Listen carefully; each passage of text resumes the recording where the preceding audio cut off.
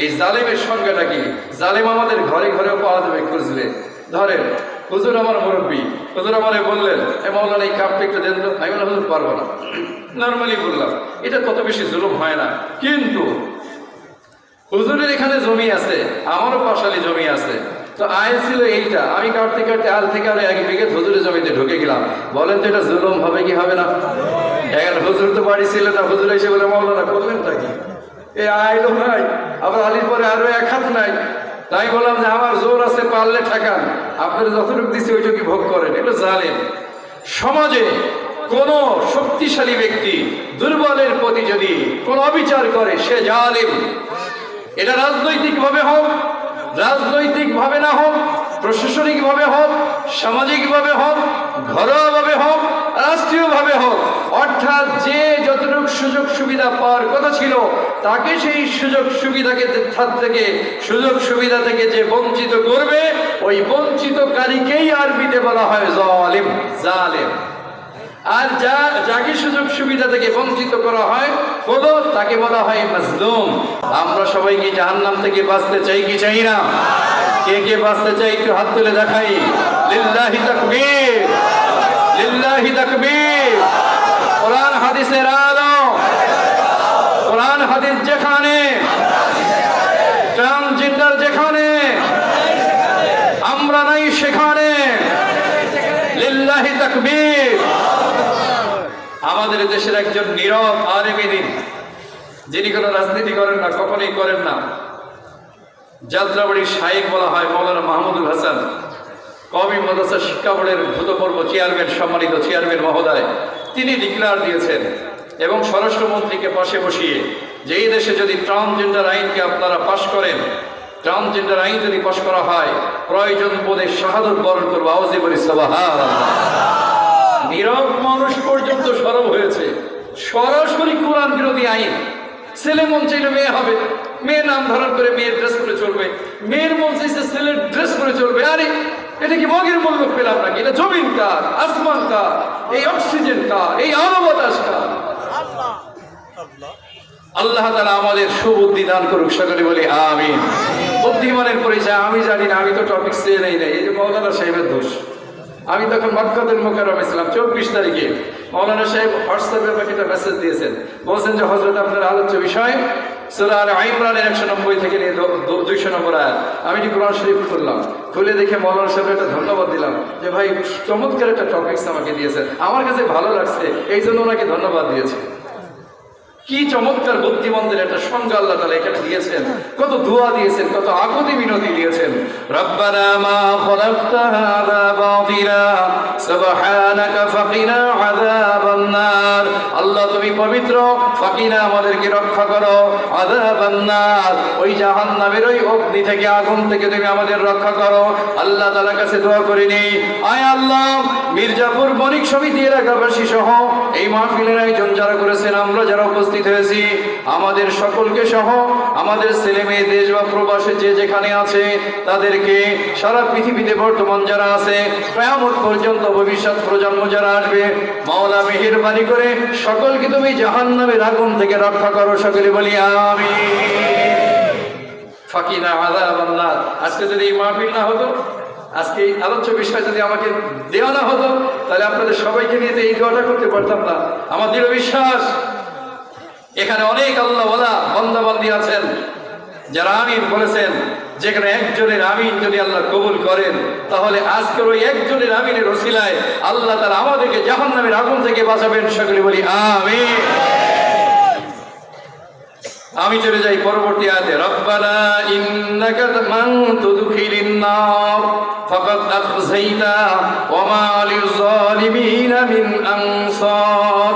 পরবর্তী আয়াতে চলে গিয়েছি। আসলে এই সৃষ্টিজীব নিয়ে এত সংজ্ঞা দিতে পারছি না আমি, যেহেতু দ্রুত গতিতে আমার সামনের দিকে যেতে হবে। সৃষ্টির মধ্যে আমি আপনাদেরকে বলি যে ওলামায়ে কেরাম বলেন, আমরা যে খাবার খাই, একটা ভাত বলেন, এক পিস আপেল, একটা আঙ্গুর অথবা একটা আনারের দানা, অথবা যে রুটি খাই, আগে তো রুটি বা রুটি খেতাম, অনেক কিছু ছিল, বিস্কিট খাই, চানাচুরির একটা দানা খাই, 360টা হাতের ছোঁয়া লাগার পরে, 359টা হাতের ছোঁয়া লাগে, সর্বশেষ 360 নম্বর আমার হাদিস বলে গিয়ে আল্লাহ তাআলা আমার মুখে পৌঁছান করুন সুবহানাল্লাহ। কি মেকানিজম, কি কারিগরি পদ্ধতি! তো আল্লাহ তাআলা কত সুন্দরভাবে আমাকে আপনাকে দেখে। আমাদের দেশে অনেক ফল পাওয়া যায়, যেই ফল আমাদের দেশে হয় না, বিদেশ থেকে আসে। কোনো একটা ফলকে, কোনো একটা জিনিসকে, কোনো একটা বস্তুকে, কোনো একটা মাখলুককে, যে যত হিংস্রই হয় না হোক না কেন, সিংহের সামনে, বাঘের সামনে তো কোনোদিন পড়ি নেই আমরা। তারপরে বাঘকে কি আপনি বলতে পারবেন আল্লাহ অনর্থকে কি বানালে কেন তুমি? বুদ্ধিমান কারা?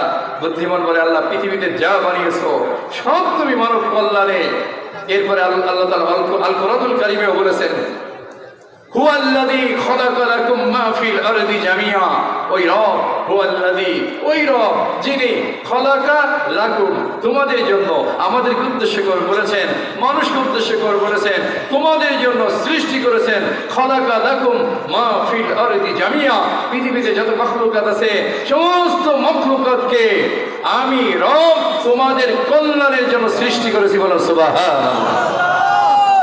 এখানে ইমানদাররা বলে, বুদ্ধিমানরা বলে, মা খালাকতা হাযা বাতিলা, আল্লাহ তুমি কিছু অনর্থক সৃষ্টি করো নাই। আর আল্লাহ তাআলা স্বীকৃতি দিয়েছে, না বান্দা তুমি বললেই বাকি, না বললেই বাকি। আমি আল্লাহ ঘোষণা করলাম পৃথিবীতে যত মাখলুকাত আছে সব কিছুকেই তোমাদের কল্যাণের জন্য আমি আল্লাহ সৃষ্টি করেছি। বলো সুবহানাল্লাহ। পরবর্তী আয়াতে চলে গেলাম, রব্বানা ইন্নাকা মান তুদখিলিন নার, রব্বানা হে আমাদের রব, ইন্নাকা নিশ্চয়ই তুমি, মান তুদখিলিন নার যাকে জাহান্নামে ফেলবা, যাকে জাহান্নামে প্রবেশ করাবা। দেখেন ইমানদাররা কি বলতেছে, আয় আল্লাহ তুমি যাকে জাহান্নামে প্রবেশ করাবা, মান তুদখিলিন নার ফাকাদ আবস্তাইতা, অবশ্যই সে লাঞ্ছিত, হতভাগা। জাহান্নামে যে যাবে সে কি আনন্দ করবে নাকি কষ্ট করবে? ইমানদাররা বলতেছে আল্লাহ, তারপরে এই কথা বলার অর্থ কি? এই কথা বলার অর্থ হলো আল্লাহ আমি জানি, আমি জানি আল্লাহ, আমি বুঝি, আমি শুনেছি তোমার পয়গম্বরকে দিয়ে তুমি এই বাড়ি পৌঁছেছো। আই আল্লাহ, ওলামা ইকরামরা বলতেছেন, এই জামানার মানুষ বলতে পারবে আল্লাহ ওলামা ইকরামের তাফসীরুল কোরআন মাহফিলে যে শুনেছি, আল্লাহ তুমি যাদেরকে জাহান্নামে নিক্ষেপ করবা তাদের তো নিস্তার নাই, তারা স্বস্তি পাবে না। সে কথা বলতেছে, মান তুদখিলিন নার, যাকে তুমি জাহান্নামে নিক্ষেপ করবা, ফেলাবা, প্রবেশ করাবা, ফাকাদ আখযাইতা, তার সাথে কপাল পোড়া, সে তো লাঞ্ছিত, তাকে তো তুমি লাঞ্ছিত করবা।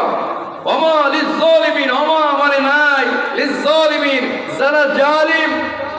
এই জালিমের সংজ্ঞাটা কি? জালিম আমাদের ঘরে ঘরেও পাওয়া যাবে খুঁজলে। ধরেন হুজুর আমার মুরব্বী, হুজুর আমারে বললেন এ মাওলানা এই কাপটা একটু দেন তো। আমি বললাম হুজুর পারবো না, নর্মালি বললাম, এটা কত বেশি জুলুম হয় না? কিন্তু হুজুরের এখানে জমি আছে, আমারও পাশালি জমি আছে, তো আয় ছিল এইটা, আমি কাটতে কাটতে আল থেকে আর এক বিঘে হুজুরের জমিতে ঢুকে গেলাম। বলেন তো এটা জুলুম হবে কি হবে না? এখন হুজুর তো বাড়ি ছিল না, হুজুর এসে বলে মাওলানা করবেন নাকি এই আইলো নাই, আবার আলির পরে আরো এক হাত নাই। তাই বললাম যে আমার জোর আছে, পারলে ঠেকান, আপনারা যতটুকু দিচ্ছে ওইটুকু ভোগ করেন। এগুলো জালেম। সমাজে কোন শক্তিশালী ব্যক্তি দুর্বলের প্রতি যদি কোন অবিচার করে সে জালেম। এটা রাজনৈতিকভাবে হোক, রাজনৈতিকভাবে না হোক, প্রশাসনিকভাবে হোক, সামাজিকভাবে হোক, ঘরোয়াভাবে হোক, রাষ্ট্রীয়ভাবে হোক, অর্থাৎ যে যতটুকু সুযোগ সুবিধা পাওয়ার কথা ছিল তাকে সেই সুযোগ সুবিধাকে থেকে সুযোগ সুবিধা থেকে যে বঞ্চিত করবে, ওই বঞ্চিতকারীকেই আরবিতে বলা হয় জালিম, জালেম।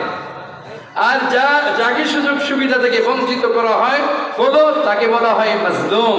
আমার আল্লাহ বলেছেন এখানে ইমানদাররা আল্লাহকে বলতেছে, ওমা আল্লাহ নাই, কি নাই, লিয-যালিমিন জালেমদের জন্য কি, জালেমদের জন্য কি নাই, মিন আনসার। আয় আল্লাহ আমরা জানি, আমরা শুনেছি, ওলামা ইকরাম বলেছেন, তুমি আল কোরআনুল কারীমে বলেছো, তোমার নবী হাদিসে বয়ান করেছেন, যারা জাহান্নামে যাবে জাহান্নামীদের জন্য কোনো সাহায্যকারী নাই। ঠিক কি ঠিক না? ওমা লিয-যালিমিনা মিন আনসার। আয় আল্লাহ যাদেরকে তুমি জাহান্নামে প্রবেশ করাবা এরা তো চিরজীবনের জন্য শেষ, এরা হতভাগা, এদের লাইফ শেষ। সুতরাং তাদের তো ওই সমস্ত জালেমদের জন্য তো জাহান্নামে কেউ সুপারিশ করবে এমন লোক তো নাই। ওমা লিয-যালিমিনা মিন আনসার। সাধু সাবধান, আমার যুবক ভাইয়েরা, এটা শুধু এটা মনে করবো না যে সাহাবাজ বাহিনীর সঙ্গে তৎকালীন কাফেররা মুশরিকরা দুর্ব্যবহার করেছে, এই সময় বোধহয় পার হয়ে গেছে। না, এখনো আমাদের আশেপাশে আছে। আপনি যদি আপনার বড় ভাইকে, আপনার ছোট ভাইকে, আপনার বোনকে, আপনার বাবা মাকে, আপনার স্ত্রীকে, এই সমাজের, এই গ্রামের, এই পাড়ার, আপনার পাশের কোনো দোকানদারকে, ব্যবসায়ীকে, চাকরিজীবীকে, আপনার পাশের যার জমিন আছে, যার গাছ আছে, তাকে যদি সুযোগ সুবিধা থেকে আপনি বঞ্চিত করেন, শরিয়াতের ভাষায় আপনি জালেম। আর জালেমকে আল্লাহ জাহান্নামে নিক্ষেপ করবে। জালেমের জন্য জাহান্নামের মধ্যে কোনো সুপারিশকারী নাই। ওমা লিয-যালিমিনা মিন আনসার। আমি বলি না, সূরা আল ইমরানের 194 নম্বর আয়াত, 192 নম্বর আয়াত, ওমা লিয-যালিমিনা মিন আনসার, 192 নম্বর আয়াতের শেষ অংশটুকু। তাহলে আমরা যদি আমাদের মধ্যে যদি এমন কোনো মেন্টালিটি থেকে থাকে, এমন কোনো মনোভাব থেকে থাকে আমাদের মধ্যে, যে আমার লিঙ্ক যা হয়েছে এখন এমপি মহোদয়ের সাথে বা প্রশাসনিক কর্মকর্তার সাথে, অথবা এই ফাঁড়ির যিনি ইনচার্জ আছে ওনার সাথে আমাদের সখ্যতা, আমি ইচ্ছা করলে রাতারাতি এই গ্রামে যে কাউরে অ্যারেস্ট করাতে পারি। সখ্যতা আপনার ঠিকই আছে,